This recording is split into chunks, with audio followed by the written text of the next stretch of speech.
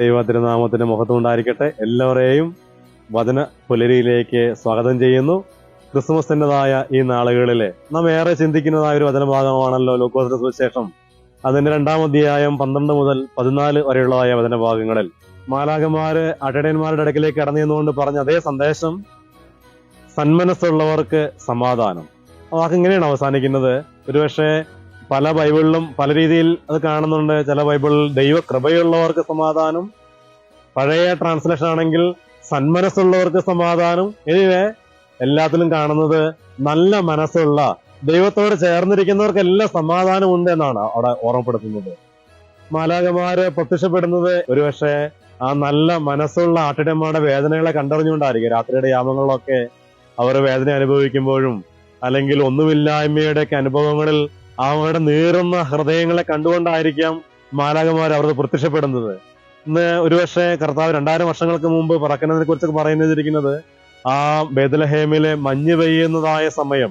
ഇപ്പോഴെന്റെ ചുറ്റും ആ മഞ്ഞിന്റെ ആ വലിയ കണികൾ ഇങ്ങനെ പെയ്തുകൊണ്ടിരിക്കുമ്പോൾ അത് നൽകുന്നതായ ഒരു കുളിർമ, ആ ഒരു തണുപ്പ്, അത് മാറ്റാൻ വേണ്ടിയിട്ടാണ് ആട്ടിടയന്മാരൊക്കെ തീ കാഞ്ഞുകൊണ്ടിരിക്കുന്നതിനിടയില് ആ കുളിർമയുടെ തണുപ്പിന്റെ ഒക്കെ അനുഭവത്തിൽ നിന്നുകൊണ്ട് മാലാഖൻ പറയുകയാണ് സന്മനസ്സുള്ളവർക്ക് സമാധാനം. ആ സങ്കീർത്തന പുസ്തകം 51 ദാവീദ് എഴുതി വെച്ചൊരു സങ്കീർത്തനമുണ്ട്. കർത്താവെ, എന്റെ മനസ്സിനെ മഞ്ഞുപോലെ വെളുപ്പിക്കണമേ, എന്റെ മനസ്സിനെ മഞ്ഞുപോലെ ഒന്ന് വെളുപ്പിക്കണമേ എന്നൊക്കെ, ആ ഹീസോപ്പ് കൊണ്ടൊന്ന് കഴുകണമേ എന്നൊക്കെ പ്രാർത്ഥിക്കാറുണ്ട്. മഞ്ഞെപ്പോഴും അത് ഒരു നല്ല ആ ഒരു വെളുപ്പിന്റെ അല്ലെങ്കിൽ നന്മയുടെ ഒക്കെ ഒരു അടയാളമായിട്ട് വർണ്ണിക്കുന്നതാണ്. അതുകൊണ്ട് തന്നെ ഈ മഞ്ഞ് പെയ്യുന്നതായ സമയത്ത് ആ നന്മയെ മുറുകെ പിടിക്കുവാൻ, നല്ല മനസ്സിനെ മുറുകെ പിടിക്കാൻ തക്കവണ്ണം ഇടയായി തീരുമ്പോൾ അവിടെ ഒരു സമാധാനം ഉണ്ടാകാറുണ്ട്. ഇന്ന് ലോകം മുഴുവൻ പല രീതിയിൽ പലതിനെയും കാണാറുണ്ട്. എല്ലാത്തിന്റെയും നന്മയുണ്ട്, തിന്മയുണ്ട്. ഒരു കുടുംബജീവിതത്തിലേക്ക് പ്രവേശിക്കുമ്പോൾ അതിനെ നന്മയായിട്ട് കണ്ടുകൊണ്ട് അതിനെ മുന്നോട്ട് കൊണ്ടുപോകാൻ തക്കവണ്ണം സാധ്യമായിട്ട് മാറും. ഇന്ന് ഈ കാലഘട്ടങ്ങൾക്കറിയാം, ടെക്നോളജി വളർന്നു, ഡിജിറ്റൽ വേൾഡ് അതിനേക്കാളും വളർന്നു. അതുകൊണ്ട് തന്നെ അതിന്റെയൊക്കെ തിന്മയുടെ വശങ്ങളെ മുറുകെ പിടിച്ചുകൊണ്ട് പോകുമ്പോൾ അനേക കുടുംബങ്ങൾ തകരുന്ന കാഴ്ച നമ്മൾ കാണാറുണ്ട്.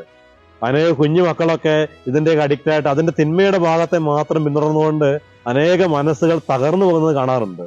എന്നാൽ അതേ സെയിം മൊമെന്റ് തന്നെ അതിന്റെ നന്മയുടെ ഭാഗങ്ങൾ ഉപയോഗിച്ചുകൊണ്ട് വളർന്ന ഒരു ലോകത്തെയും നമ്മുടെ മുമ്പിലുണ്ട്. അതുകൊണ്ട് എല്ലാത്തിന്റെയും പിന്നിൽ നന്മയുണ്ട്, തിന്മയുണ്ട്.